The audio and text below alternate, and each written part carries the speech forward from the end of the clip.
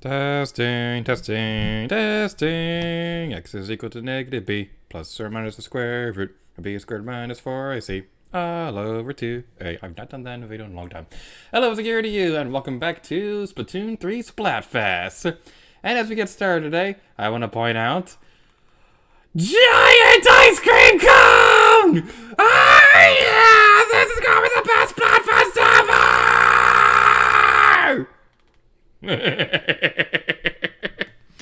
And for those of you who can still hear me after that opening, welcome to Summer Night Splatfest.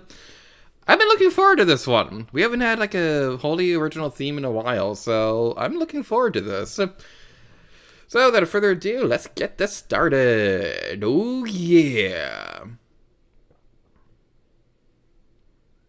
Listen up, it's going down. Repping the Splatlands, we are Deep Cut. Anarchy Splatcast, we're live! You lip sync, we drip ink. Shiver, Fry, and Big Man. A sizzling summer Splatfest is here. Join in the fun by choosing a team at the pledge box on the street. Who's ready to toss some fizz bangs? Hit up the battle bot in the lobby to check the rules on how to use them. Check out the current Splatfest stages. Oh, wait, we got a new one. Oh, man. Okay, this is going to be an exciting one. You don't even decide that you need nachos and orange juice at 3 a.m.? Must be nice. What? Why is Marco Mart always so busy at night? Who's out shopping in their PJs?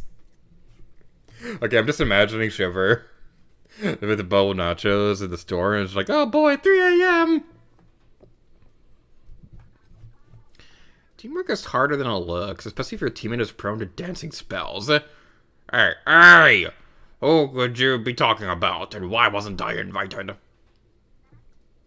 And that's it for now. Let's get out of here. From Splatsville, that's a wrap. Catch you later.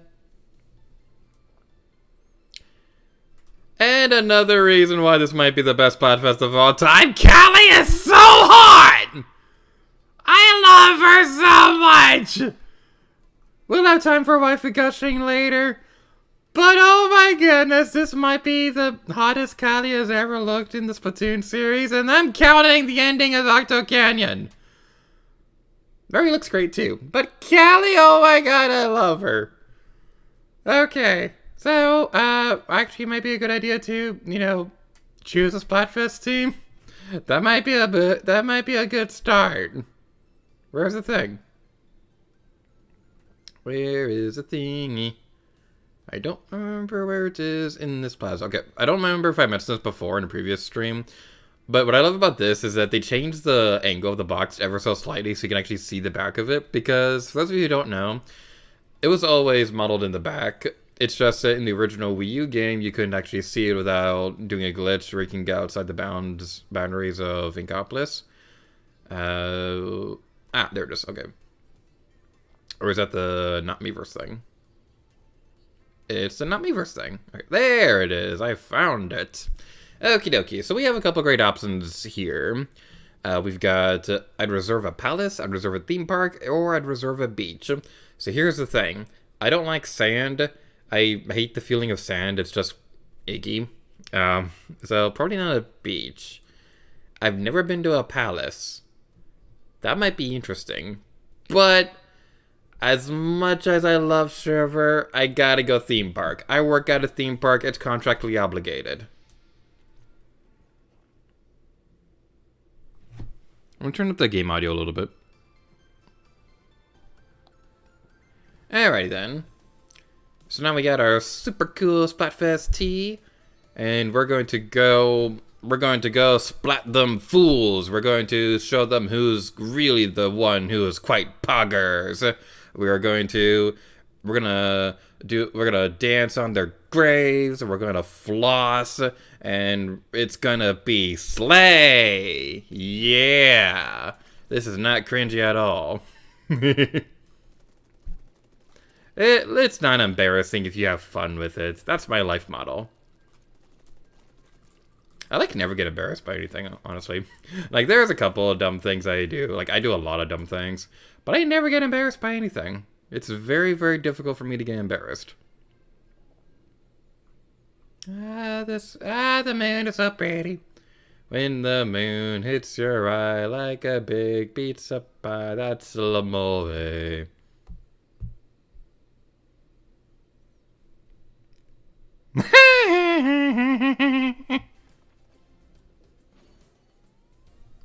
Hi, James. You're leaving already. Bye, James. Callie's the best good sister. Mako Mart. I wanna show up at Mako Mart. Mako Mart.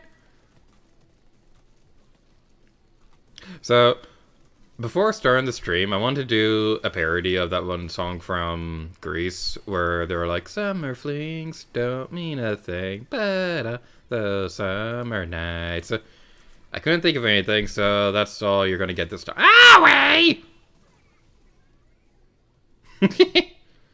Bye, James. Thank you for coming.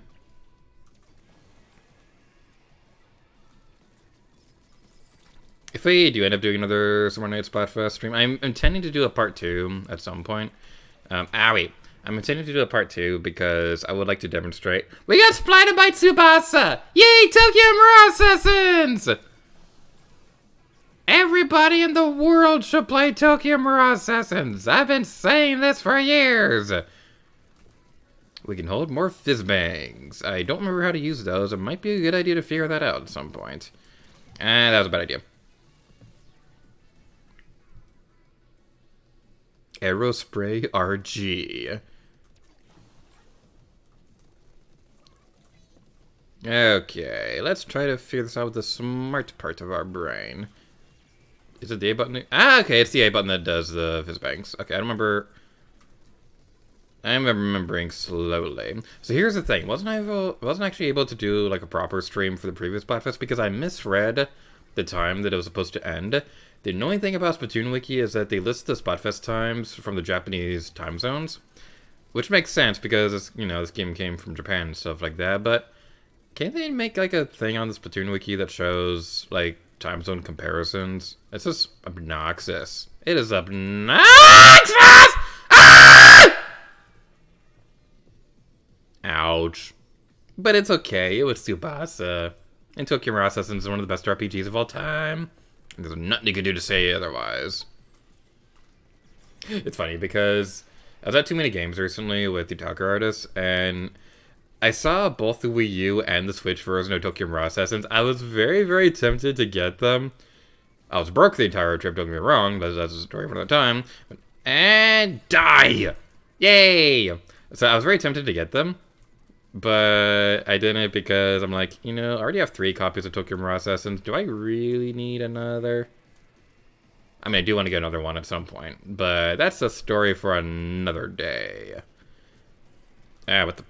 you have a low disconnection, or whatever terminology you want to use. I'll wipe out. Oh yeah, let's do this. We can do it. My finger slipped off the button at the last second. If we lose by 0.1%, it's my fault. It's looking good. It's looking good. It's looking good. Yeah.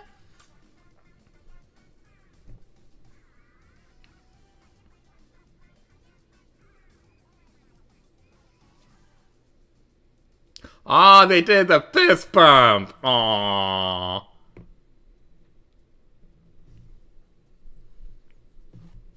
Summer flings don't mean a thing, but those summer nights.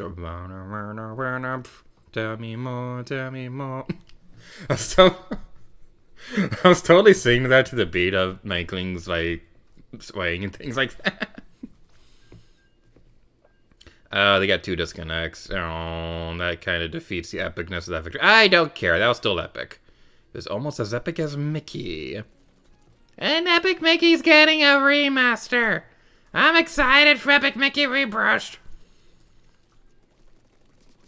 I saw somebody commenting that they wish that they'd bring back some of the stuff from like the original concept stars. But the thing is about that is that all that super dark stuff from the original concept art for Epic Mickey, we were never supposed to see it. It got leaked, and the thing is, for pretty much any creative project like that, you'll see a lot of concept art that's kind of like testing the waters of what's acceptable and what's reaching the point where it's crossing the line. So I doubt that was any of that stuff was actually going to end up in the final game. As it is, the stuff in the final game, it gets a little dark for Mickey Mouse standards, but for the most part, usually it just boils down to this character is sad about a certain thing, or you'll see like a Mickey Mouse prop in the background with his hand sticking out or something like that. They use that a lot in Epic Mickey 2.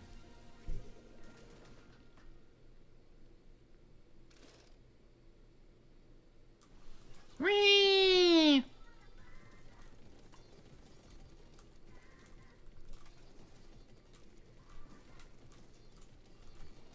Makabar's a pretty interesting stage. So the thing is, I don't usually always know which route's going to be the best one to go down whenever you're going through the top. But I also kind of like it because it's a bit more of an open air compared to some of the other stages in the games. And sneak attack! Yay, we were avenged! I am not very good at the sneak attack. I'm not very good at the sneaky sneaks. That might be because of the trauma caused by the horrors of Snake King.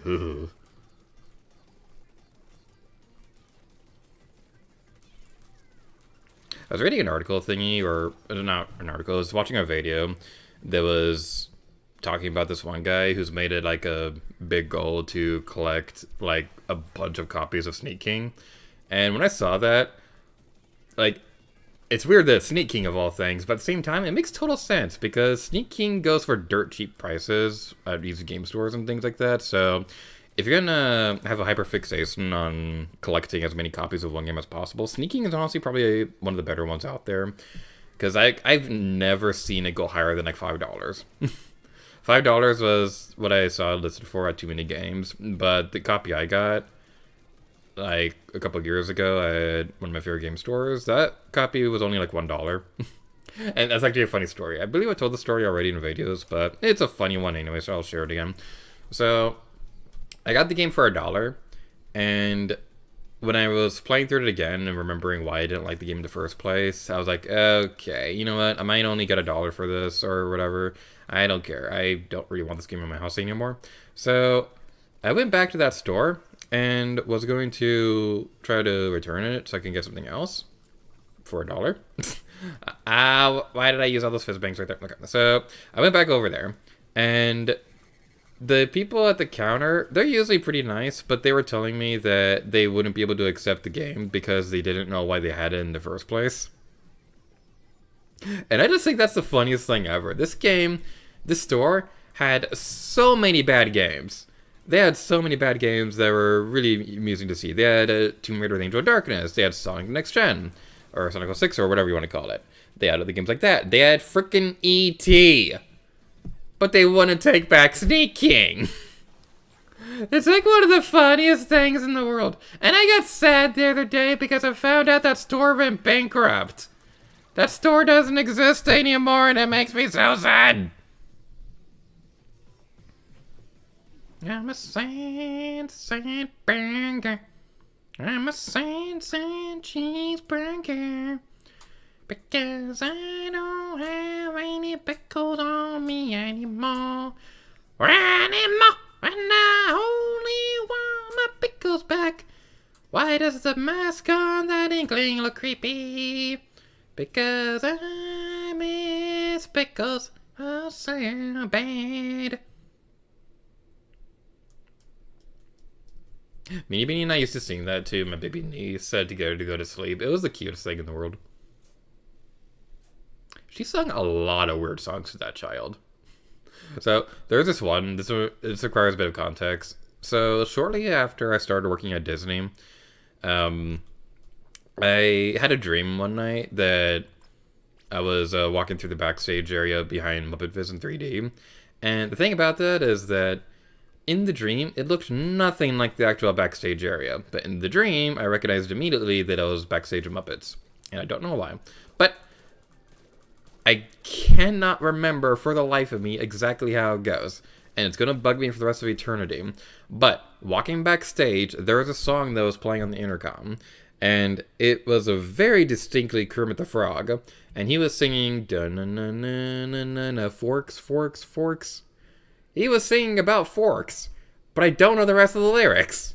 So when I told that story to Meanie Beanie, she decided that song is going to be the one that she's going to sing her new baby. And it's very, very silly, but it's one of my favorite things right now because I have an audio recording of Meanie Beanie singing that, and then my baby niece singing along with her. It's one of the cutest things ever, and yeah, it's one of my more precious memories with my sister and things like that. Let's see if we can move on to another thing. I really want to get the next stage because the other stage in the current solo thingy, it's one we have not seen yet. It's Michael Mart again!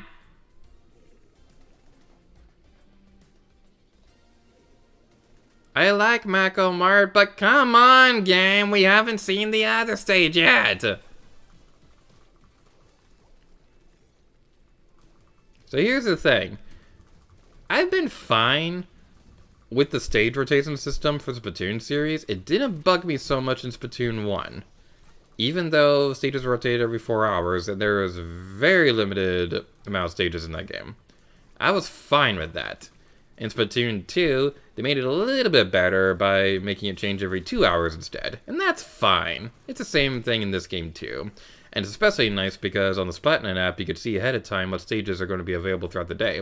And that's cool. It helped me plan out my Let's Play of Splatoon 2 when I wanted to get specific footage of certain maps and things like that.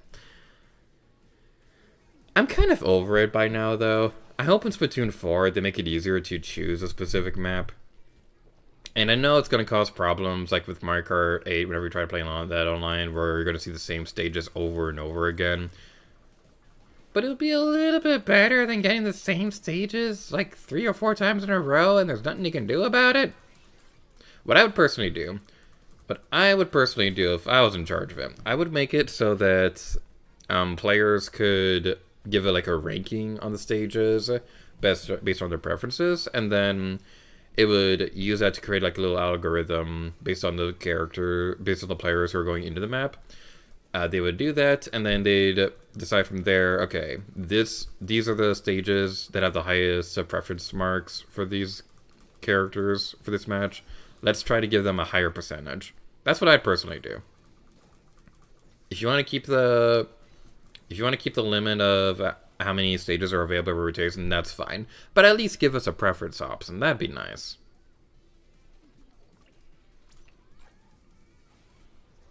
That person got splatted, and we're gonna get splatted, and now we are dead. You can hold more fist bangs, yeah.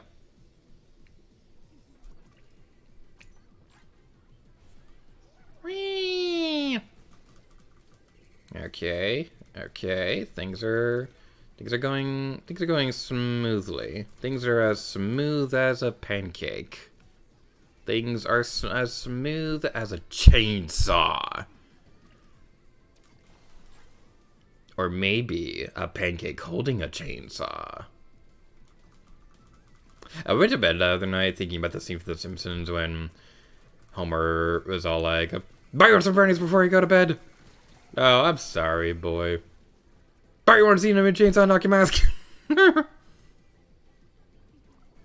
I'm gonna want to go over here and try to clear as much from the center as possible. What even got me that time?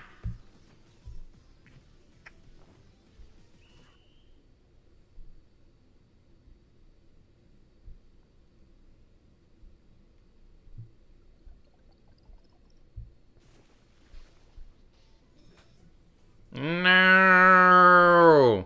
We were doing so well that time. I don't like losing this game.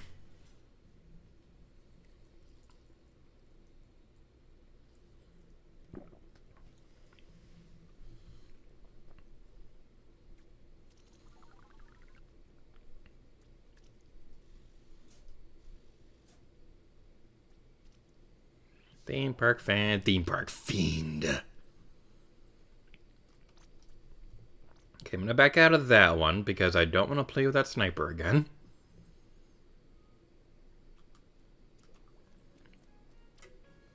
When the time comes for Splatoon 4, there are a couple things I hope they do. So, the thing, as I mentioned earlier, about having like a preference for stages, that'd be nice for matchmaking and things like that. But also, better matchmaking. That'd be really nice too. That's been my biggest problem with Splatoon 3, and that was not a problem in Splatoon 2. But it just feels like the matchmaking in this game just isn't nearly as good. I rarely feel like I'm playing with the same people who are on like my level and things like that. And I know I should practice more with this game, but here's the thing. I just have a hard time getting into this game on my own time as I did with the other games. Macklemore 4 times in a row! Come on! The other stage is one we have not seen yet! I feel like I'm wasting my time! Let me play the other stupid stages so that I can show it off for the good people! I don't know how many Splatfests there are left, so I'm honestly feeling a little stressed because there's still a few that we haven't seen yet!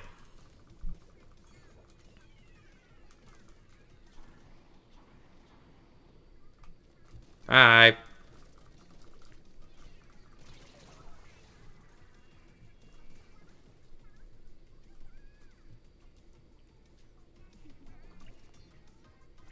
Free fly.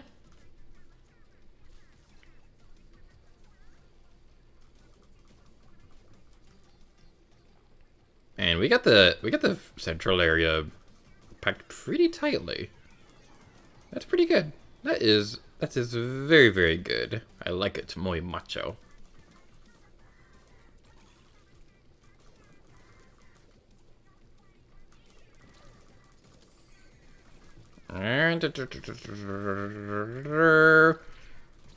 Ouch. The fizzbangs don't really seem all that useful.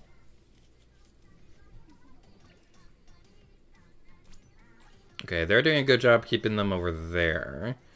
So we're gonna hide right here and try to make sure they don't go sneaking through the barriers.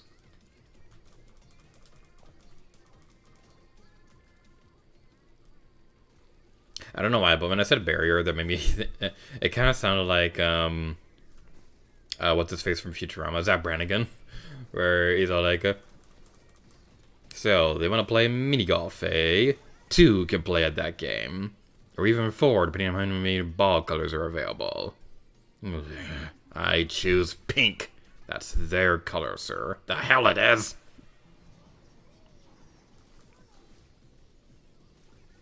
I want my mommy!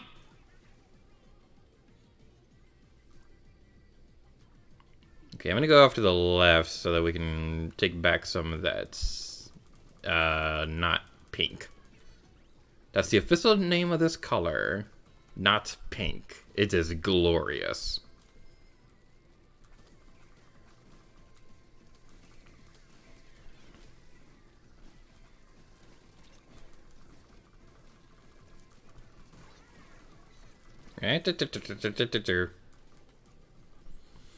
Fear the tank! That's not a tank! That's a rainmaker! Not a rainmaker! Whatever the thing is called! I thought I had a tank because that's the thing for the other weapon. Alright, we got you. Yay! They're in danger! I like it when people who are not me are in danger. That is a horrible thing to say.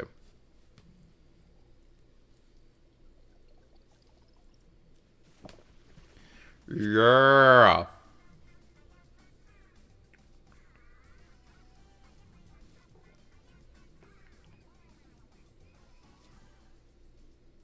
Fist bump!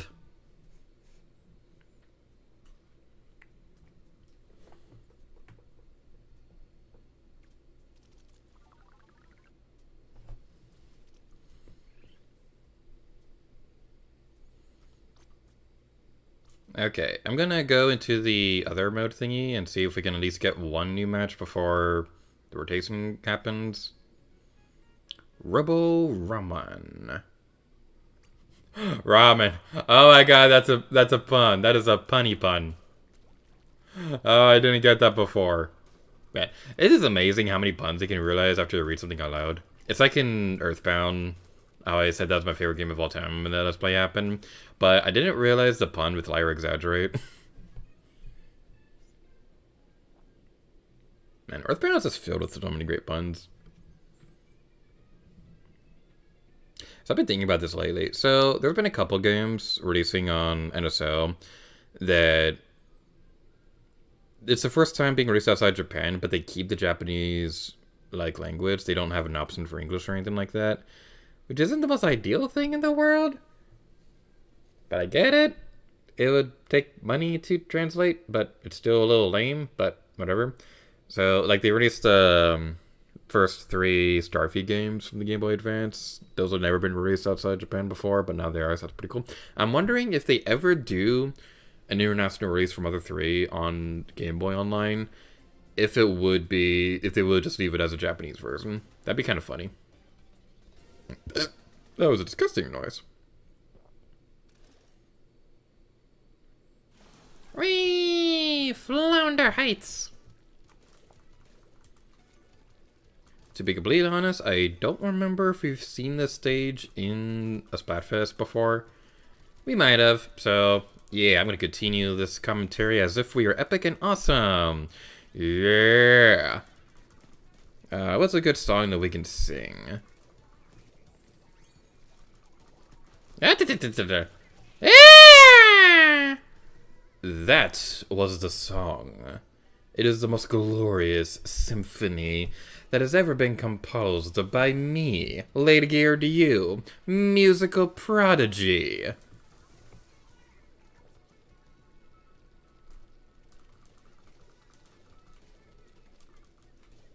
Destroy the pink! No more Pepto-Bismol, only blueberry. There's a guy I knew in college who, like, they knew Pepto-Bismol, if you drank too much of it, it'd be bad for you. They didn't have a problem or anything like that. They just liked the taste of it. And they'd always talk about how they wanted them to make, like, some kind of soft drink that was Pepto-Bismol flavored. And that just seems like it'd be a recipe for disaster. if I were to make an oddball drink flavor or anything like that, I'd make like a, you know, when you have like a jar of cherries and there's that juice that's all over the jar and things like that. I want just a cup of that. Just a jar that has no cherries in it. Put the cherries in a separate jar that's not in the liquid or whatever. Or just put it in a pie or do whatever you want to do with the cherries. I like eating cherries, so I like cherries. But what I really want is just a jar that has just the sauce. Because, not the sauce, the juice. Because cherry juice is amazing. It is one of the best things in human existence. Alien life forms will one day come across our planet. They will pledge war against humanity, and the only thing that brings peace is the fact that cherry juice is amazing. They're going to drink it, and they'll be like, oh my god, we're going to declare war on these people. They have cherry juice!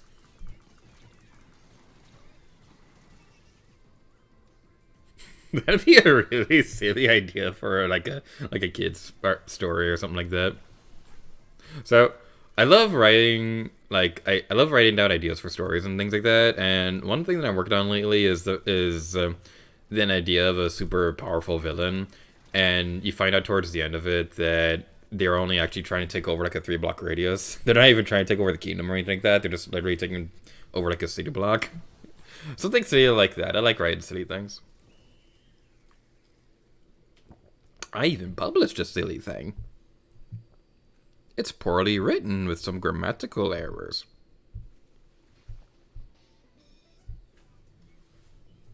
Alright, this is totally fine. Just let me see the other stage!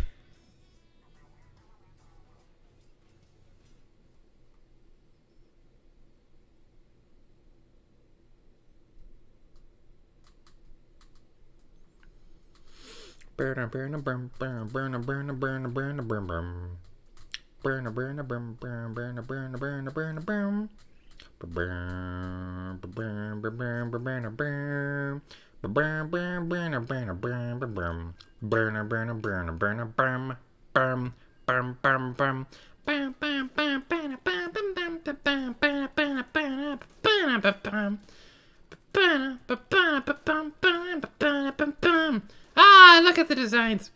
Ah, it's like cute little fishies. Ah, this is cute. It's like these cute little fishies in the ink. Man, that's what I love about the unique Splatfest in this game. There's fun designs hiding in the ink. Man, okay. I'm really hoping they keep some of these even after Splatfest go offline. Even Splatfest and things like that, because it'd be a shame to lose these forever. Like, maybe keep them in private battles or something like that. Just keep some remnants of them. Yeah! New stage! Robo-Ramen!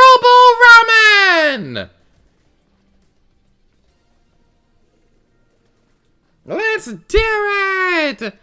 Summer flings don't mean a thing, but not those summer nights. Splatfest. So this is going to be an interesting one. I have never played on the stage before. It just never shows up whenever I'm playing. It's been available in this game for months, and this is my first time seeing it at all. That's an interesting thing. So this stage kind of looks like a tower from Side Order. That's interesting. This came out right before Side Order. Huh. That is interesting. Is that like foreshadowing, or am I just seeing things in art there? Because I'm crazy. Ah! Die, die, die, die, die, die, die, die, die, die, die. Don't, no, not me, die. Alright, I'm gonna go down here. We're gonna try to do a sneaky snake. We're going to... Stop splatting me! Yes, your head is empty! Okay, fine, I won't do a super jump. I'm just gonna swim around and be a good little person. I can't even get 3 feet in this stupid stage! Your spot tag is very funny, shiny extrovert. That's funny. It'd be even more funny if it was chatty introvert, because that's like the opposite things. Yeah, what you gonna do, bitch? I'm gonna censor that at some point, but I can't censor that on stream. Ah!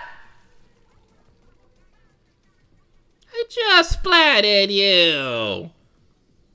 Why are you being so mean? Why are you about to be so mean?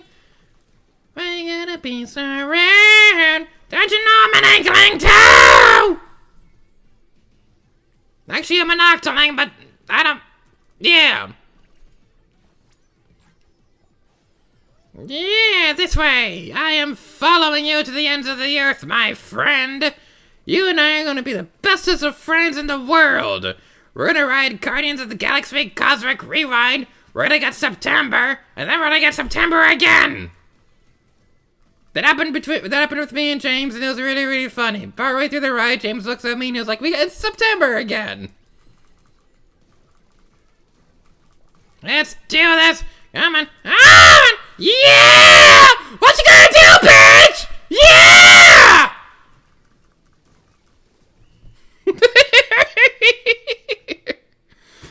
Why am I like this? Why am I like this on the stream? I'm way too hyper. But we did it! Oh yeah! Yeah, yeah, yeah! Yeah, yeah, yeah, yeah! Hey now, here is my song for you. Yeah, that's right. I wish that I was yours, but I'm too shy, I suppose. Yeah!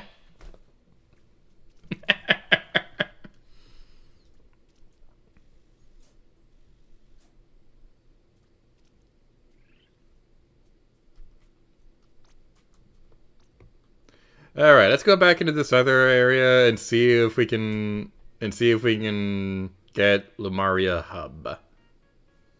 Lemuria Hub. How do we pronounce that?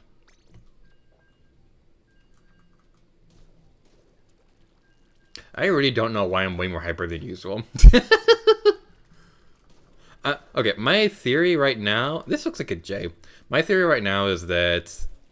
So, you know how after you do exercise and things like that, you get like kind of like a high boost of energy after and things like that? Not all the time. There's definitely days where you do work out and things like that and you're just exhausted afterwards. I might be experiencing that because today was the first time in a long time that I rode my bike to work. Excuse me. So, the exercise from that is probably giving me like some kind of endorphin run. Exercise gives you endorphins. Endorphins make you happy. Happy people just don't shoot their husbands. I love that movie. I know Legally Blonde is a chick flick, but I don't care. I love movies.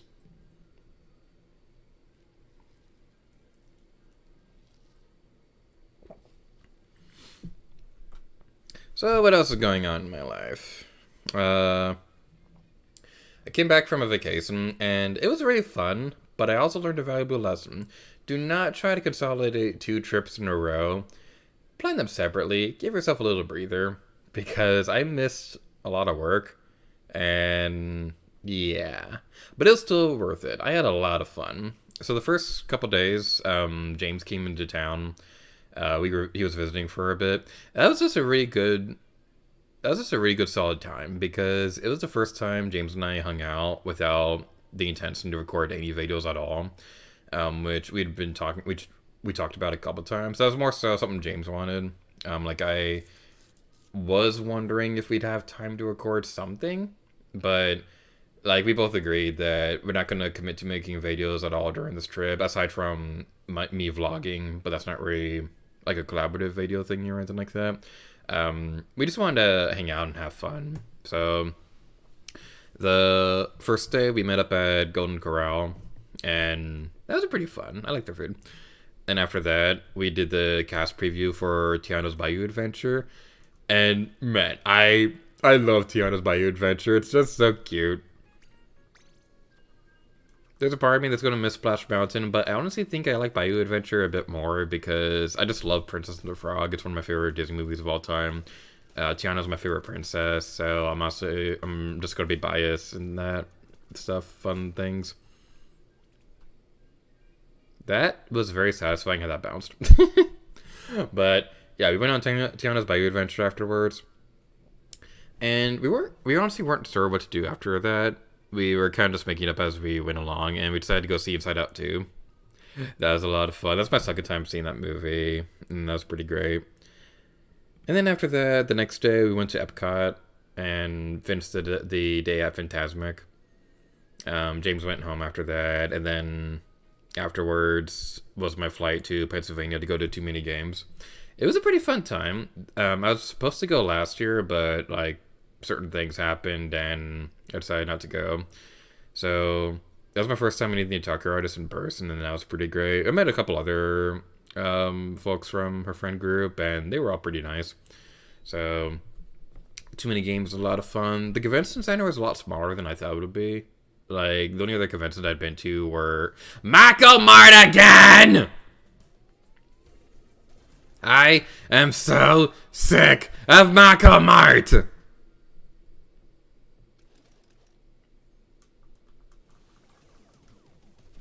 Yeah, booyah, fine, whatever, team spirit. But yeah, we went to Too Many Games, and that was a lot of fun.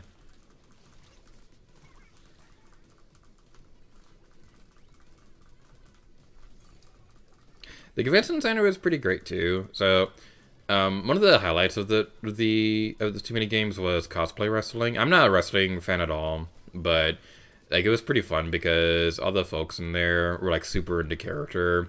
There was this great segment where Team Rocket was fighting the people from Grand Theft Auto, and that's a crossover that I don't think would ever really happen ever in real life, but it was pretty amusing. I think my favorite fight during that was what was my favorite one? It was Isabelle versus Ken from Street Fighter. That was a pretty fun one. There were a couple fights during that cosplay wrestling where it felt really one-sided. Like,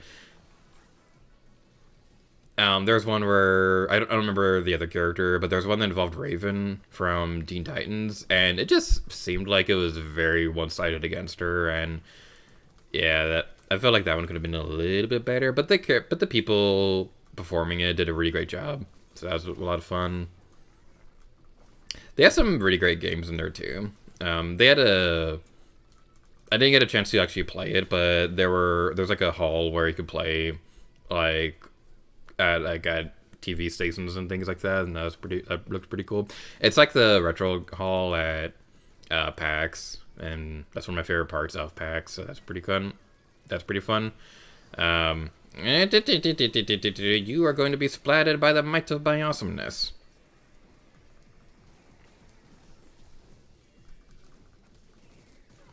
Yeah. Hurry in danger, we're being awesome. But yeah, so I found a couple great games in there. I wanted to do more shopping, but long story short, my bank is awful. I found out during like the first day or whatever that my bank did a thing that I don't like it when they do, where okay, I don't really want to get into that. It makes me upset. But basically, the bank is awful, and I was a lot more short on cash than I should have been, and that was very stressful. But I was able to get a couple things. Probably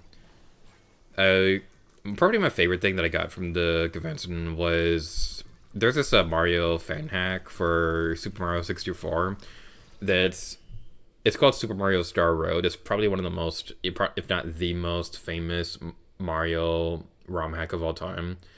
It's basically get like a sequel to Super Mario 64, and it's pretty cool. I played a little bit of it, and it definitely has some quirky game design decisions here and there, but it's a fan game, so it's fine. But the cool thing is that it's on an actual Nintendo 64 cartridge. Like, on my TV stand right now, I have my Nintendo 64 plugged in with the cartridge. I could play it right now if I wanted. It's pretty cool. The downside, though, is that it definitely didn't feel like, it definitely does feel like sometimes it wasn't really meant to run on the actual hardware. There's definitely some frame rate issues here and there. And the big thing, I don't know if this is a problem with my cartridge or just with the N64 release in general, but the world that you're supposed to go to whenever you get a game over, it's like a purgatory world or something like that, but that doesn't work on my copy. And whenever I do get a game over, I gotta reset my console. So that's not fun. But yeah, like it's been pretty cool. What else did I get there? So I haven't really watched Sailor Moon or anything like that, but I saw a statue for Sailor Mars, and she's my favorite. She's just so pretty. So I got her statue, and I got the Shiver amiibo. I finally found the Shiver amiibo. That is like the greatest day of my life when I found her. I also found a Phoebe Pokemon card, and Phoebe's one of my favorite Pokemon characters, but Shiver, I finally found her. Story time. I hate Walmart. I pre-ordered the Shiver amiibo. It was supposed to arrive at my house, and it didn't. They messed up the delivery. They delivered it to somebody else in the area. I showed them proof that it never arrived, and they told me that they couldn't give me a refund or even give me another copy. And it's like, what the? You guys messed that up. It's within my right to get another one because you didn't get the thing correct. But they never did, and I was never able to find it after that. So, yeah. I was really sad that I couldn't find a Shiver amiibo for the longest time. This has conveyor belts. Oh, boy. Boy. Boy. This is a new stage. This is a brand new stage that just came out recently.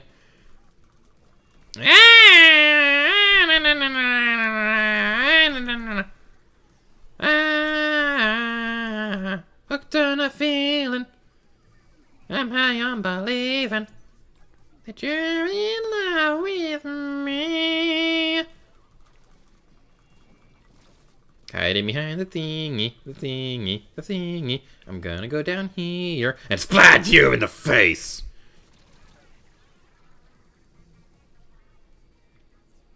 They also had the amiibos for... They had some pretty great amiibo finds in there. They had some ones I hadn't seen in a long time. So, they had Shiver, obviously.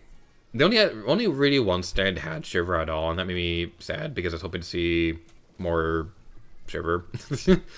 But there was also Frying Big Men. I was very tempted to get at least one of them, but I couldn't. They had the Tears of the Kingdom amiibo too. I wanted to get them, but when I saw what they actually did in the game, I was like, okay, I can wait on the Tears of the Kingdom amiibo. I don't need it. It's just paraglider skins. That's kind of lame. I don't absolutely need it right now. And then I played the game, and I hate the game, so I'm not getting the amiibo anytime soon. Okay, hate is a very strong word. So it's not that I don't like Tears of the Kingdom. It's just probably one of my biggest gaming disappointments of all time. And it sucks because it's a good game. I know it's a good game. I just have a hard time enjoying it. I know it's a good game. And I feel like if it came out at literally any other point in my life, I'd be loving it. I just can't. I'm sorry. I'm going to give it another chance at some point. But I just couldn't bring myself to finish it. I did all the main dungeons. And I just was not having fun exploring the underworld or the sky or anything. And it didn't really feel like there was enough difference on the surface to really make me want to explore. Because the best part of exploring the game came from the opening. When you're like, okay, it's been however many years between the stories of the games. What's different between these towns? And then you go into the towns and you're like, oh, well, that's kind of cute. But it doesn't actually seem like it really matters that much what's different between them. So, yeah, there wasn't really a whole lot of differences outside of story areas that made me want to explore them more. But enough about Tears of the Kingdom complaining, because now we're going to complain about the fact that we lost this stage. I'm fine either way. I wasn't really paying attention that much. Well, that's an interesting stage, though. It's kind of make me think of, I can't remember the name of it off the top of my head, but there's a stage similar to that in Splatoon 2, one of the Shifty Station layouts. I think that one of them had a conveyor belt in the middle? My first thought was the one that had that dome that would close down, but that wasn't anything like that stage, so maybe the environment of it reminded me of that.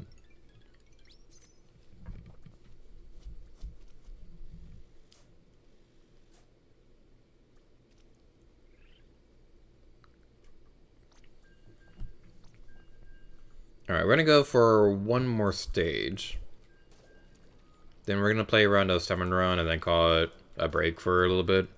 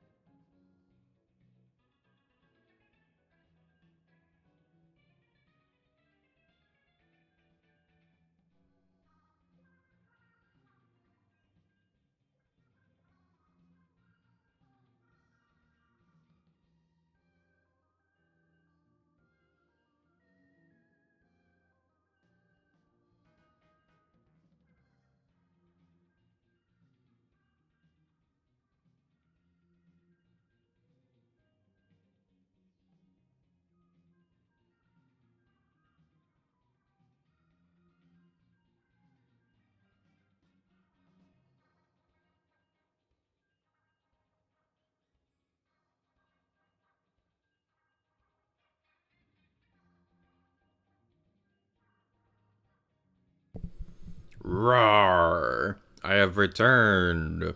Fools, it is I, later Gator to you.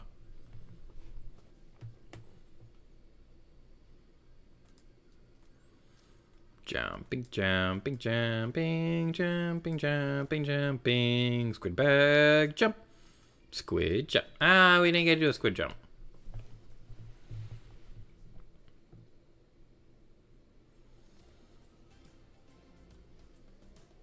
Yep, this is a sign that we're never gonna get a victory on the darker stage. Maybe next time, but I'm sick of looking at Malcolm Art. Let's talk about stupid things. So yeah. Okay, so I want to go on a bit of a rant real quick. I've thought about doing a video essay on this, but honestly, I don't really feel like doing video essays. So, this is going to sound very random, but I want to talk about Star Wars for a bit.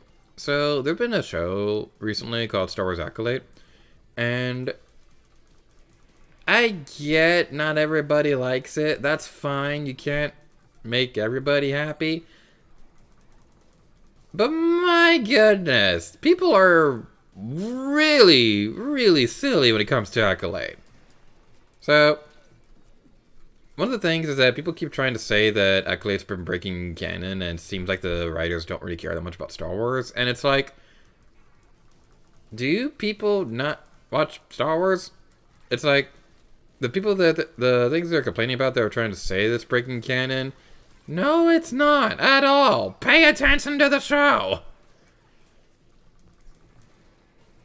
So there's a couple things. I'm going to try to avoid going to too many spoilers, but the main character, it's implied throughout the story that the main character was conceived through the Force, similar to how Anakin was.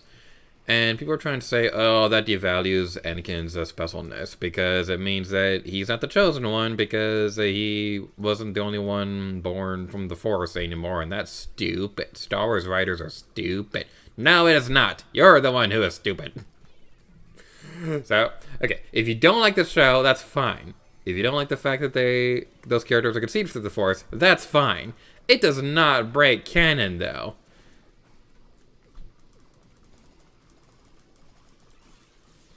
So what I mean by that is that in Revenge of the Sith, when Palpatine is telling Anakin the story of Darth Plagueis, he's very clearly making it obvious that Plagueis has had that ability to use the midichlorians to create life for a while now. We don't know if he ever actually went through with something like that. We don't know if he was ever actually able to do that. Now, there's a bit of a couple conflicting sources on when exactly Darth Plagueis died, but in canon, Darth Plagueis died when Darth Maul was a child, long before Anakin was born. So neither he nor Sidious were responsible for, like, the Force event that made Anakin be a person and things like that. So it's obvious that that ability is, like, strong with the dark side, or something like that. Not necessarily strong with the dark side, because in Accolade it implies that the Jedi aren't familiar with that ability, so it might be something dark side related. And the Witch Coven that created the children in Accolade, like, it seems like they're strong with the dark side or something like that. So yeah, like, the way I see it, Anakin is still the chosen one because nobody interfered with the Force conceiving him. Somebody else was responsible for... freshness raised. Somebody else was responsible for the children in Accolade. Nobody was responsible for Anakin, though. And that's what makes him the chosen one.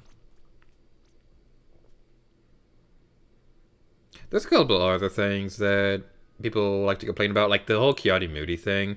That got on so many people's nerves, because apparently Accolade's supposed to take place before Kiadi Moody was even born. His age was only ever said, though, in a non-canon book. I don't even think it was canon before Disney bought Star Wars, so I don't think that really counts. It's not exactly like in, like, Harry Potter, where like, the author said herself what year McGonagall was born, and then wrote herself the second Fantastic Beasts movie where it shows McGonagall before she's even born. That's where I think you really mess up at.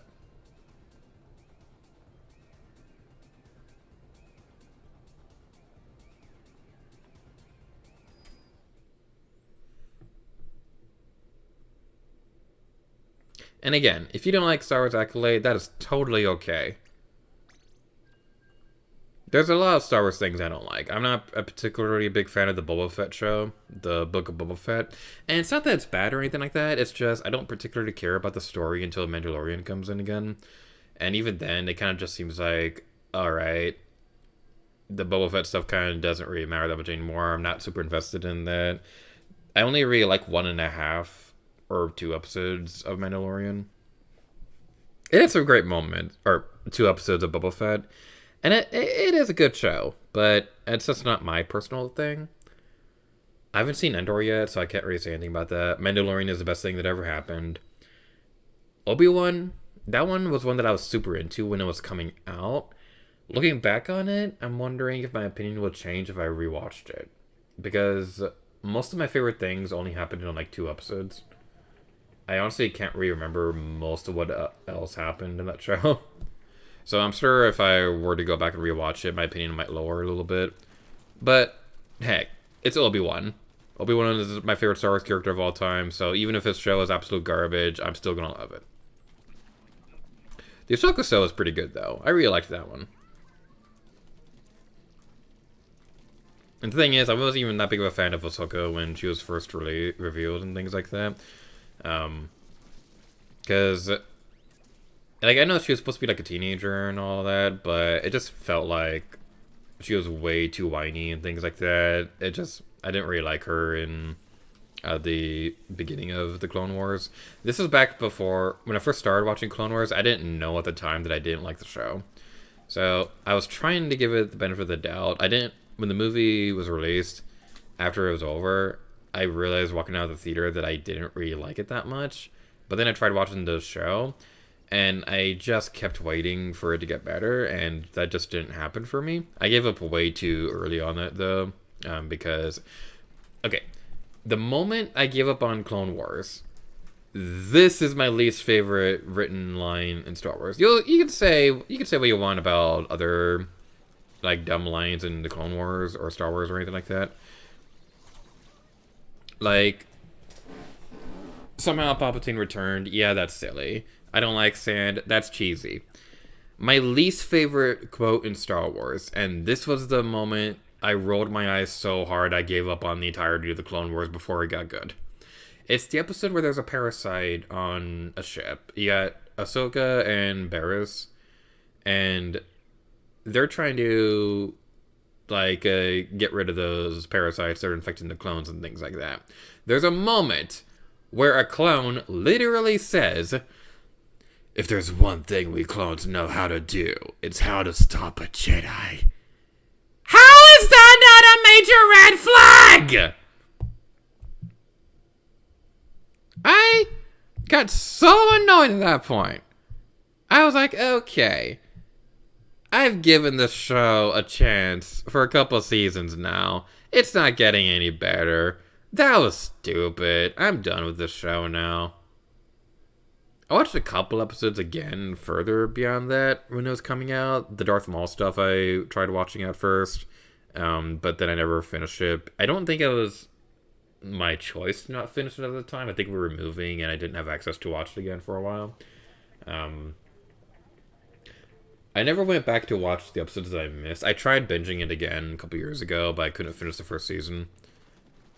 I've been told to start with season 2. I might do that next time I try. But I did watch the last couple episodes of the show, and the last few episodes, when it starts tying into Revenge of the Sith, that's when it gets really good.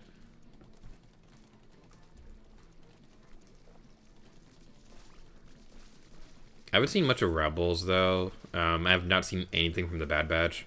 I don't even know what it's about, honestly.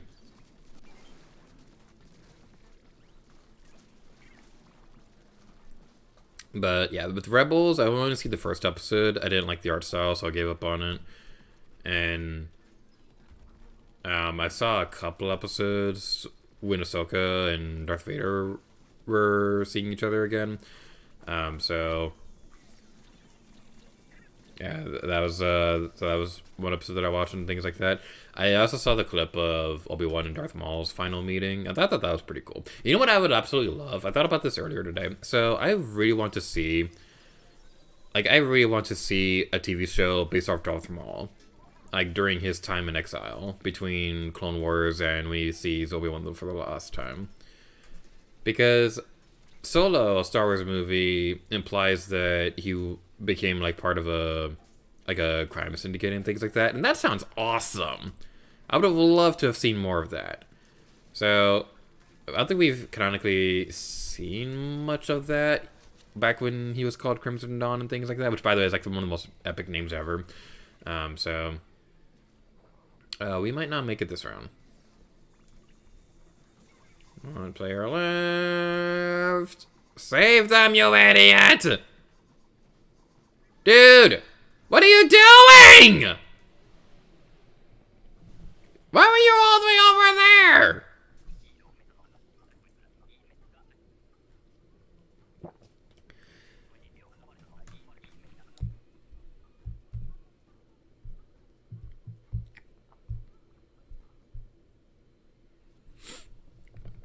I haven't been following a whole lot of what's going on with Star Wars in the near future. I know that they're making a couple movies. I think they have a Rogue Squadron movie they've been teasing for a while. I'm not personally that interested in it. I hope it's good, but it doesn't really seem like my kind of thing.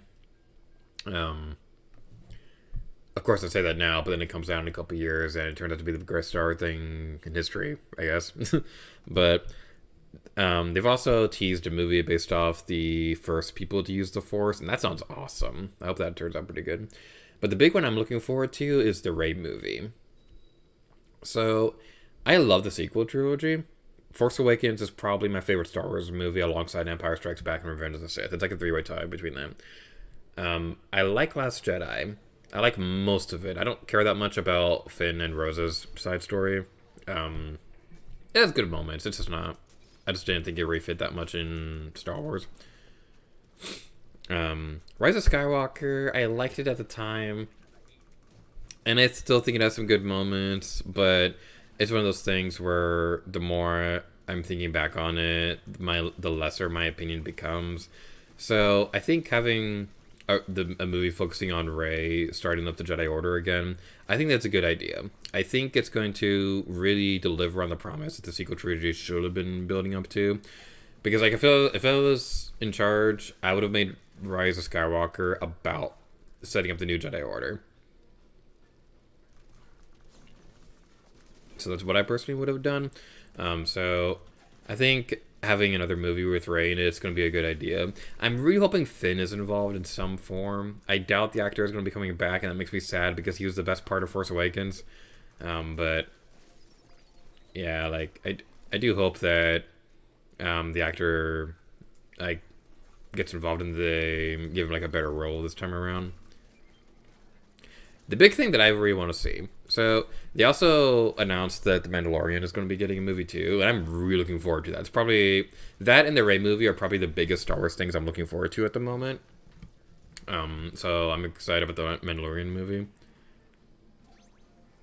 But the big thing I'm really hoping for, at the time the sequel trilogy takes place, I think Grogu would be about 90 years old at that point. So at that point, he should be at the age where he will start like talking and maybe be a little bit more mature and things like that. I would love to see what they would do with Rey and like a little bit more of a grown-up Grogu, because I think that pairing would be awesome.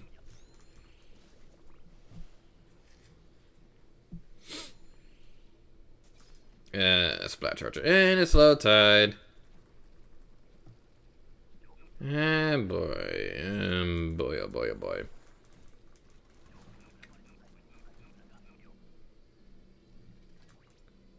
Okay, I'm gonna play support, and let's see if this will work. And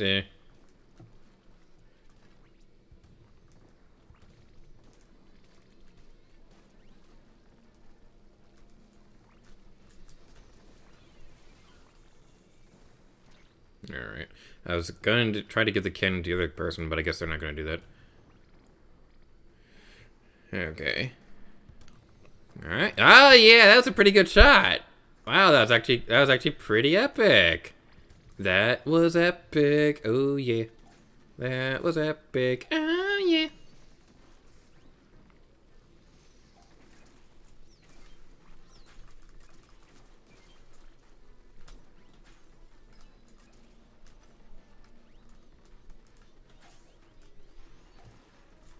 Yeah, get away from me. Okay.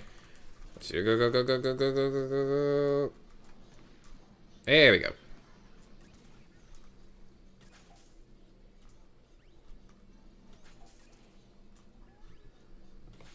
Alright, let's use our special weapon.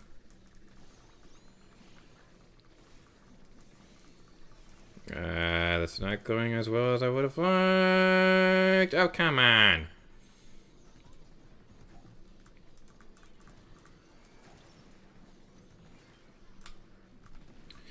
Oh, no. Okay, we're good. Okay, I was really worried that I messed up. Okay, somebody was smarter than me and was able to bring stuff back. That's... Owie!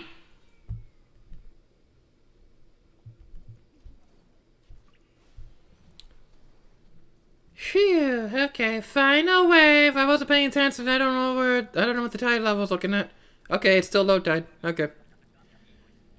Alright, we got this. We got it going on.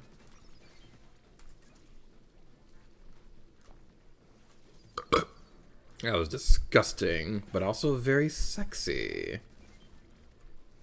Is there a fetish for burping? Why did I ask that? That's a very, very silly question, but now I'm genuinely curious. Is there a fetish for burping? There's a lot of weird fetishes out there. I'm not gonna kink shame or anything like that, but I don't know, if someone burping, you know, does it for you, then, you know, you do you.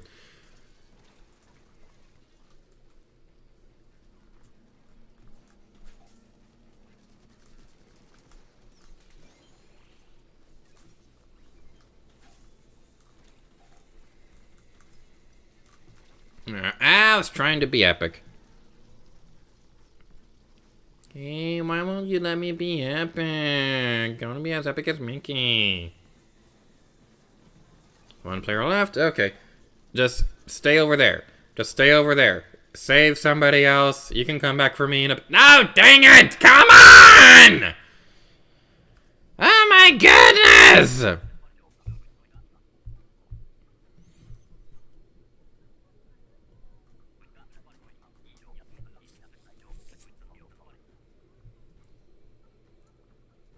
I'm grumpy. That made me grumpy. I am a grumpy gator. Okay, pay grade retained. That's fine.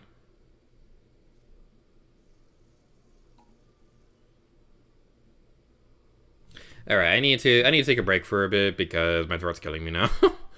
But we're going to go do something else real quick. So basically, right before we go on break, I'm going to go do video recording thingies of the Squid Sister dance and things like that. I don't know exactly where I'm going to put them into... Oh my god, your dance is cute! Man, look at this guy go. Oh, that's so cute! I want to go to Disney!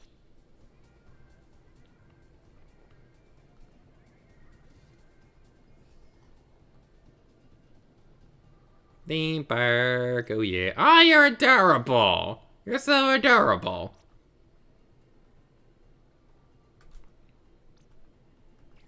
Alright, so I'm going to turn off the mic, and we're going to leave the gameplay going for a little bit. But I'm just going to do... let's go with that. And I'll see you all in a moment.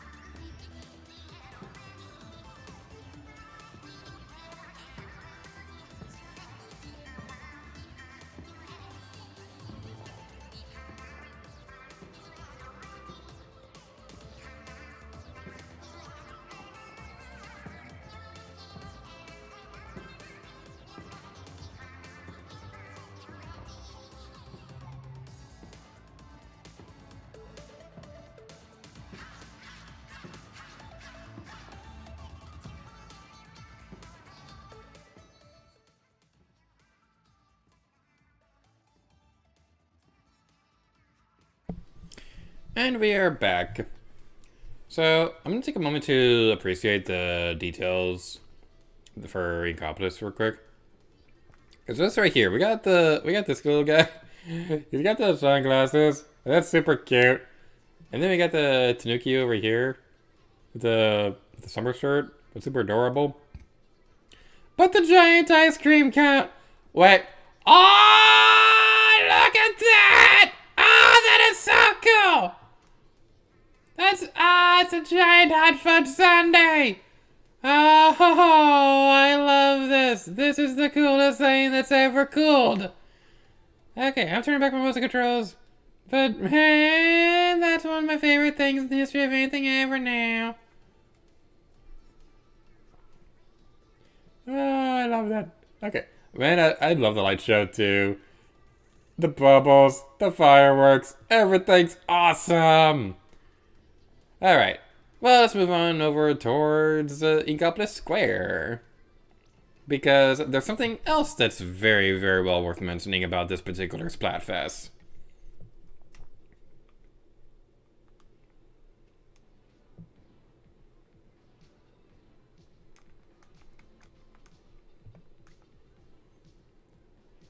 Marina's so hot. My one true love. Pearl looks really cool too. This is honestly the coolest Pearl's ever looked. But Marina, oh, I love you so much. You might be canonically gay, but I still love you. Okay, let's go on this way.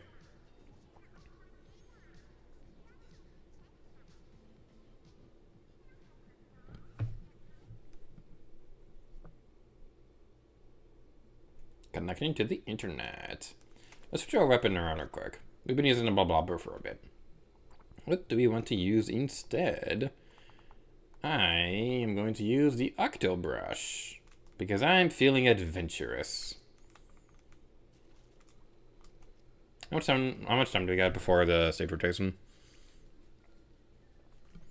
Let's avoid Mako Mart for a bit because I really don't feel like getting Mako Mart for 5 billion more times in a row. It doesn't really seem like it's a very interesting life decision.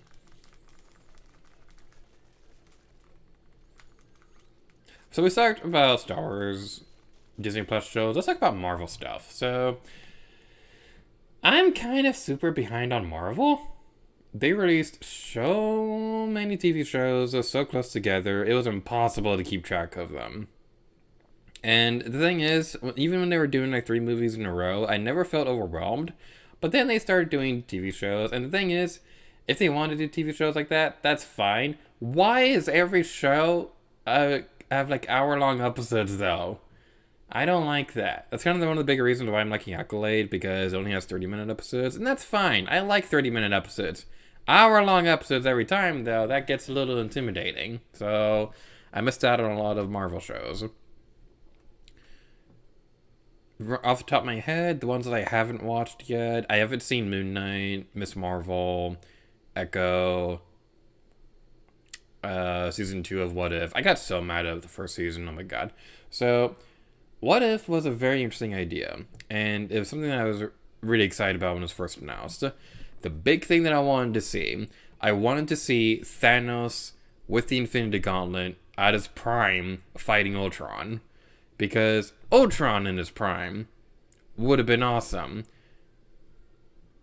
And then that episode happens where it shows Thanos with the Infinity Gauntlet all ready to fight Ultron. He's only missing the Mind Stone.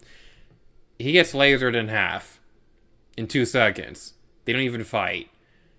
When I saw that, I was like, really? You're gonna tease this super epic fight and you're not even gonna do it? That was the moment I gave up on What If. I did still watch the last episode. I saw the part where like Ultron and Watcher were fighting. That was cool. I just wish that fight was him fighting Thanos though. I would have loved that, but no, they didn't, and that was dumb. So of the other shows that I've seen, WandaVision is obviously the best one. That one was insane watching in the first run. I want to go back and see if it still has the same impact the second time through. My only big problem was that they had that X-Men tease that didn't really go anywhere. They even had the same actor and the same makeup and everything, and I'm sure it's going to tie in at some point for something else down the road. But yeah, it just kind of bummed me out that they didn't really do much with that character. But the rest of the show was pretty good. Last episode was a little hit or miss, but one okay episode doesn't ruin the whole show. What else was there? Falcon and the Winter Soldier. That one was interesting, but it should have come out later. It should have come out a lot closer to when the actual Captain America movie with Sam Wilson was going to happen. It was a little silly that it came out to set up a movie that wouldn't even be released for like 5 years or whatever. So I thought that was a little silly. It also seemed like it should have started like an episode later, because the first episode was very, very slow and it didn't really feel like that much happened at all. So yeah, that was a thing. Loki, actually, that one's the best of the shows. Loki is the best Marvel show, and it annoyed me a little bit that season 2 took so long to actually happen, but Loki was awesome. I thought it's weird because Marvel is definitely heading towards a multiverse approach with their storytelling at the moment, and that's fine and all. Ah, we got 2 of them, and that's fine and all. It just kind of felt like they tried introducing it for the first time in multiple projects, and that felt a little weird. They first implied the idea in Spider-Man Far From Home, but then that turned out to just be the guy just making it up because he wants revenge on Tony Stark and things like that. I thought that was a bit of a silly way to introduce it. And they got a proper introduction in No Way Home, and the way they introduced it with that, with the different universes of Spider-Man, that was awesome. I loved that so much. Doctor Strange, Multiverse of Madness, also introduced it in a bit of an interesting way. I feel like they could have gone a little bit further with it, but like that was still a pretty solid movie. I didn't particularly care that much about the ending. The climax was pretty cool, but the way the movie ended, I wasn't too fond of.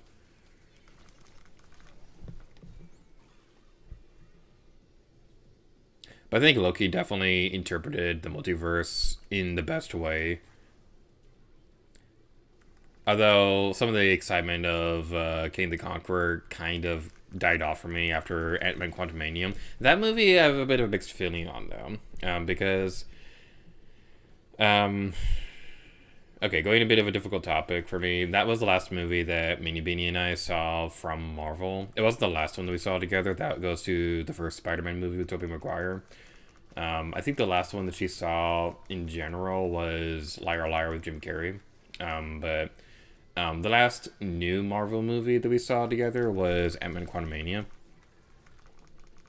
She and my mom had already seen it before, but they were showing it to me the first time on one of our Disney Plus group watch nights.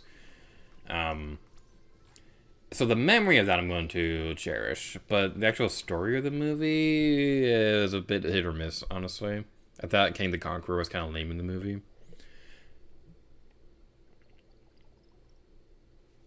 But yeah, so beyond that, Hawkeye, that one I wasn't expecting much from it, but it was really good. I really liked Hawkeye. I'd probably say that's probably my third favorite of the Marvel shows. So that one was pretty fun. I didn't watch Echo. I was interested in it, but it being TVMA, I'm not sure. So, like, they definitely are going to continue with TVMA and R-rated projects going forward with Marvel, and that's okay. My problem, though, is that I have a thing where I don't handle blood and gore very well. So I wasn't really knowing what to expect with Echo.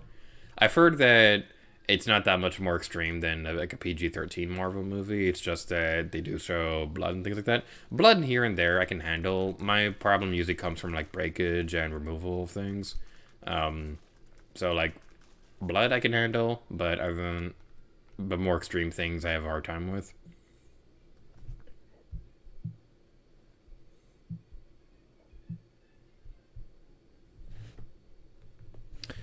What else was there? Secret Invasion. That is the worst Marvel thing ever. Like, I didn't think it could get much worse than Thor: The Dark World. I haven't seen Love and Thunder, so I don't know if that one's actually bad or not. Secret Invasion legitimately is a terrible show. Like, say what you will about the other ones, but like, man, like that first episode, I was I was on the phone with my mom partway through because I got so bored with the show, and like partway through, like I remember talking to my mom and I was all like, it's 30 minutes into this episode and nothing is happening. I tried watching a few more episodes here and there, but just they've squandered the potential of that show so much because like the whole cool thing with Nick Fury is that he's supposed to be like the secret agent. Wee! Let's play! Wee! Squid party! Wee! Okay, that was fun. Alright, I'm not gonna go after that person. Okay. Okay, that was fun. I like squid parties. My favorite squid party memory happened in Splatoon 2. I know I talked about this in the Let's Play already, but my favorite of all time was the one time where somebody disconnected from the other team, so everybody just stayed on the base and they didn't do anything. And then we saw just how far they were behind and we realized what was happening. They all went back to the base, and so I was able to get to their... It was Monte Maria this was happening on. I was able to get to their base, and they didn't splat me. They tried to at first, but I joined their squid party, and they let me join them. It was so much fun.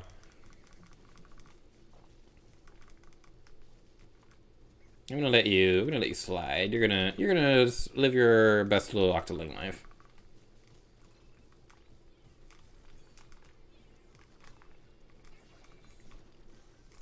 Why didn't you stretch the arm? I pressed the button to stretch the arm. Why did you not stretch the arm? I know this is Splatoon, but, you know, ARMS was a Switch game too. It was the first original Switch game. I'm sure most people don't remember that, but yeah, Breath of the Wild also launched alongside Wii U, and Mario Kart 8 came out after ARMS. But that was also a Wii U port. So, like, most people don't realize that ARMS was the first original Nintendo game on Switch. I'm not counting 1-2 Switch because, like, nobody does, but... Man, ARMS is such a good game. It was such a good game. I wish that it had more content. They had a good variety of fighters. I don't think it was lacking at all in the roster department. 20 characters is a pretty good size for, like, a party fighting game. But in terms of like modes and things like that, they didn't really have much beyond actual fighting and online and things like that. So I really, really wish that they had more. The big thing is I wish they had a better single player content. I wanted to do an ARMS Let's Play so bad. And I have a few ideas for how it could still work, but I don't think I really have enough to say about ARMS to make a whole Let's Play of it. It does have amazing music, though. I am happy Min Min is in Smash because, like, they have some of the best songs from the game in Smash now, and that's pretty great. The lore for ARMS is a lot deeper than you'd think at first because, like, they had things like Dr. Coyle being, like, the big bad of the universe. She was responsible for Springtron. I think she and Max Brass were in a relationship, but after they broke up, that's kind of like what sent both of them spiraling. I love the detail that Max Brass's arms are made of his championship belts. That is one of the coolest details in the game. I gotta play that game again. I liked that one. I didn't always like playing it because an online fighting game, yeah, you're bound to have some annoying moments here and there. But it was genuinely a really good time. Unami Ruins, Marlin Airport, Bazooka Dolphicino, Humpback Pump Track. Okay, I'm gonna look over my notes real quick. I am keeping track of all the stages we see in Splatfest. I'll update this after the stream is over to add Robo Ramen, and the other one that we saw today.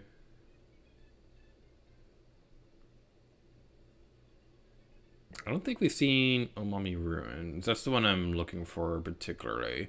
It's going to take a moment to pull up the notes because Microsoft Word runs a little slowly when I have my capture equipment set up.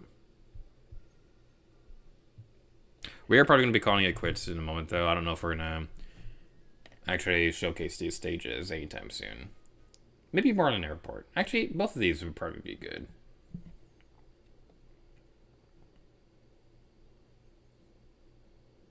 I'm gonna turn up the music real quick while we wait for this, because this is a pretty good song. I love how neon-y the UI is for hovering over the Splatfest battle thing. That looks pretty cool.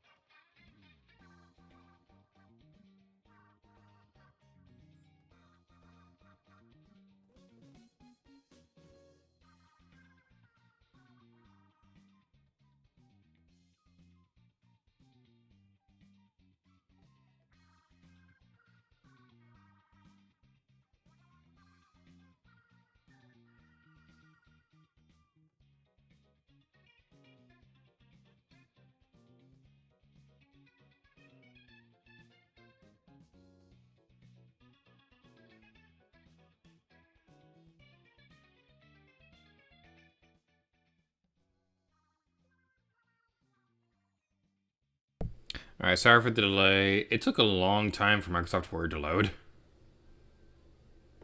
I wish I had a faster loading text program, but Microsoft Word does pretty much all the necessities that I need for playing out Let's Plays nowadays. I think if I was starting to use this when I was planning out Breath of the Wild, I don't think it would have taken as long to write my notes down for that one as it did.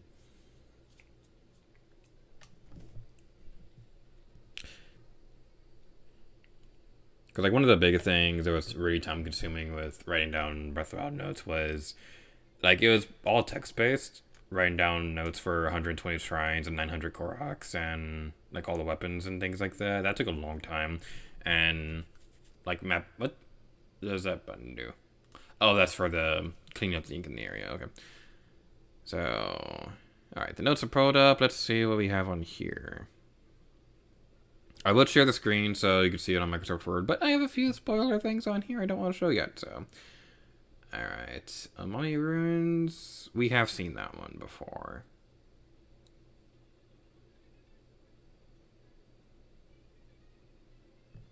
And Marlin Airport. Where is Marlin Airport on here? Was that added before? I don't think I have anything set up for Marlin Airport. Huh. That's interesting. We are also missing footage for Humpback Pump Track 2. So I guess we are going to go on for a little longer.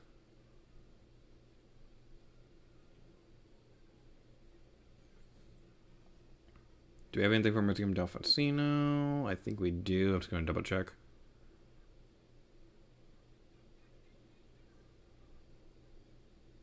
Yes, we do. Okay, so Humpback Pump Track and Marlin Airport are going to be the big ones we're going to try to get this round. All right, so let's go with this one first, because even if we don't get Humpback Pump Track, we're going to at least get Museum del Encino, and I like Museum del Encino.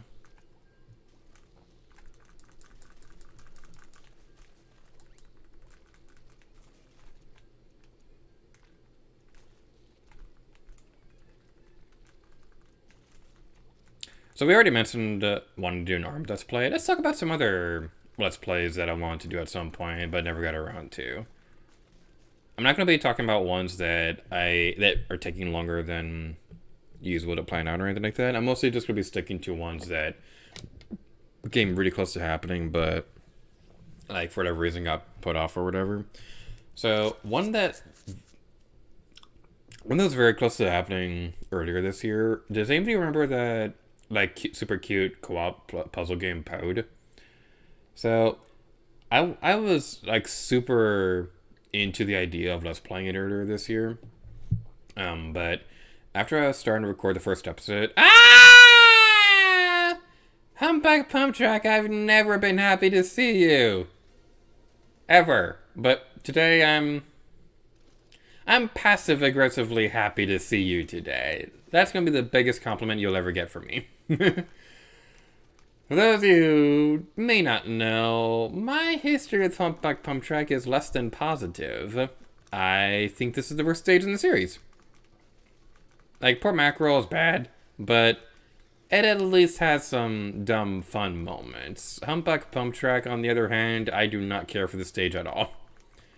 I mean, Clam Blitz, it's fine in, but nope. The stage and I have never gotten along. It has never been to my birthday party.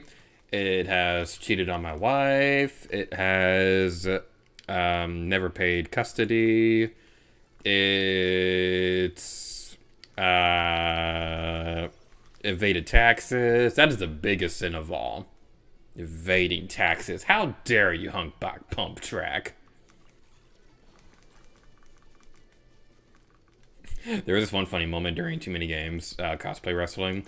I don't remember which character everybody was chanting this for, but there was one point where like everybody in the audience was chanting, "Pay your taxes! Pay your taxes!"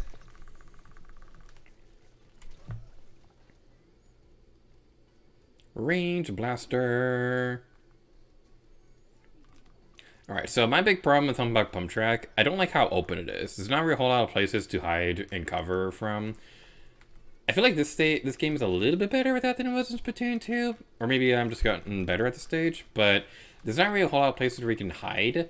And it is intimidating going through areas like this when there's like, when it's covered in enemy ink. Because as we saw earlier, there's usually always somebody who's hiding in it. And that is never fun to deal with. So you got a big open area where they could be hiding anywhere, and not a whole lot of places to hide from. It's like the opposite problem I have with Port Mackerel, where you have all those walls and things like that anybody could be hiding around the corner of it at any time, and it's really intimidating to try and go through. So I'm not super fond of either of these stages, but if I had to choose one, I gotta go with Port Mackerel, because at least with that one, it can at least be some dumb fun to get to the enemy stage and to the enemy base and things like that. Even if it's not the most fun thing in the world when they do it to you. But I digress.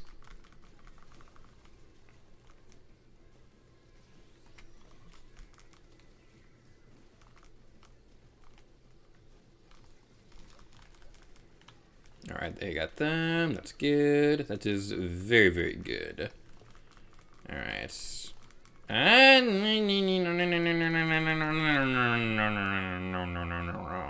actually, they're in danger. Yay, they're in danger! Whew, okay. Alright, look at all that beautiful blue. That's beautiful. That is beautiful. Bluey! Unicorns, what's your favorite food? Children. Oh.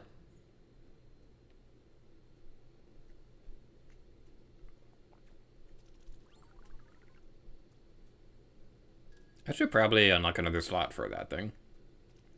Freshness raised. Ah, bye.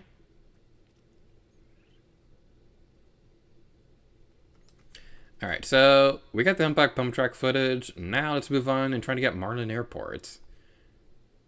We're going to keep with the Octobrush for a bit. I don't particularly care that much about the special weapon, because I never know when a good time to use it is. That's definitely something I need to look into before actually starting a potential Let's Play at this point. Maybe sort of kind of in the future, maybe sort of kind of. So, that might be something I should have looked into a long time ago, actually. Okay, I'm gonna try to make some art. Let's make some art, shall we?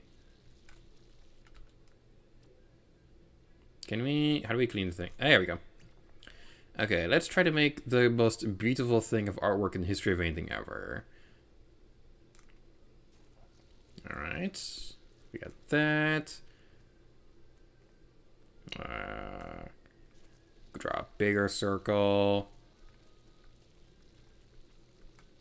Might be a little bit too big, but that's fine. I'm gonna draw some cute little feet. Cute little feet, it's gonna be amazing. Just got that. Give him some whiskers.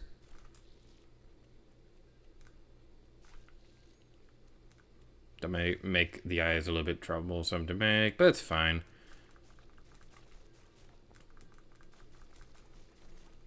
And let's get the bow. The bow is actually pretty easy to make with this, honestly. And boom. There we go. Mr. Saturn! Yay! I was hoping to go pull up a menu or a map or something so I could get like a good aerial view. That doesn't seem to be the case though. But I'm happy with how this turned out. It's so cute. Mr. Saturn doodles are like the big thing. Like the big character that I'll draw over and over again. It's always so satisfying in things like that.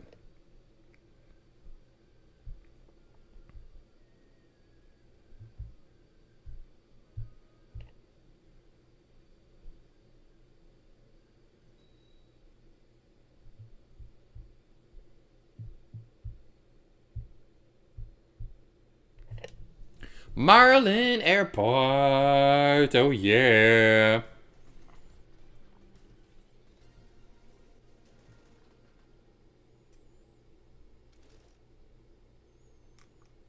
Hey, Mr. Grumpy Gills. When life gets done, you know what you gotta do? I don't wanna know what you gotta do. Just keep swimming, just keep swimming, just keep swimming, swimming, swimming. What do? We swim, swim. Dory no singing. Oh, oh, oh, oh, oh, I love to swim. When you want to swim, you want to. I'm gonna get the song stuck now it's in my head. Sorry. Dory, do you say anything? Ah, who's that? What do you mean who's that? It's me. Are you my conscience? Yes, Dory. I'm your conscience. We haven't spoken for a while. How are you? Can't complain. Hey, conscience, am I dead? I love Finding Nemo. They had a double feature of Finding Nemo and Finding Dory on the TV when I was at Too Many Games, and I gotta say, I like Finding Dory and all. It is way more enjoyable to watch it as a double feature. I don't know what exactly it is, but it seems like every time I've seen, not every time, but most of the time when I've seen Finding Dory, it's usually as a double feature because in theaters even they played it as a double feature alongside Finding Nemo. I think they did it as a 3D release too, and that's really cool. I like watching movies in 3D if I have the option to. I know it's just a gimmick to sell more expensive movie tickets, but I don't care. I like watching movies in 3D. There's nothing you can do to tell me otherwise. What I really want to experience someday are like those 4DX theaters where the chair itself kind of like vibrates a little bit. They did something like that once in Epcot. The theater that plays Pixar shorts had theater seats like that. I don't think they've worked for a while, but I remember very distinctly they did this thing where the Pixar short Piper, the one with the cute little baby bird, they did a thing where in that one, it did something really cool where whenever the camera was underwater, the chairs kind of swayed a little bit as if you were floating underwater. It was such a cool feeling. And I've had a couple ideas for what I would do with the story or something like that if I were to make a theater production like that or something like that. Basically, the cool idea that I'd want to do, it would have two characters on a Broadway stage show doing like an epic sword fight, and they have like such awesome cosmic power or whatever. And whenever their swords would collide, your seat would shake back a little bit. And if they were to get into a sword lock or something like that, it would, I could do like a major wave back or something. I think that'd be pretty epic. The first time I'd ever heard of something like that, I think it was for Kong Skull Island, where the seats would violently shake around during the helicopter crash scenes. I haven't seen that movie before, so I'm not entirely sure what they're talking about, honestly, but it seems like a pretty cool thing. And we did it! Yay!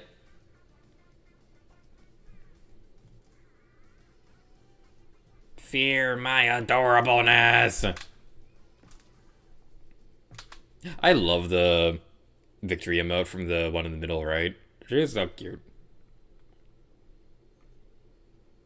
Alright, so that was a pretty successful run. We got 4 new stages. That's definitely going to make up for the fact that we didn't record anything from the previous Splatfest. And I didn't realize until after it was... Like, I'm paranoid. I'm looking at my OBS setting right now to make sure my microphone is working. It looks like it's working, so hopefully it's going to continue working. But I am paranoid because last time the microphone turned off partway through at the very beginning of the stream, and I didn't catch it. So that was unfortunate. But that is going to be it for the first day of Splatoon, of the Splatfest, Summer Night Splatfest. I can't say words right now. I'm going to try my best to make the time to record another day of the Splatfest before it's over, because I do want to see Anarchy Rainbow during the Splatfest. So what the rest of the stream is going to do, we're going to record footage of the Off the Hook performance of a Splatfest. We might also try to get a little bit of footage of Deep Cuts performance too, but we'll see when we get there. But basically, that's going to be it for Splatoon 3 Splatfest today. Thank you all so much for watching. Stay tuned to the channel for Star Wars The Force Unleashed and Pikmin 2 will be returning next week. I am super excited to get back into those Let's Plays.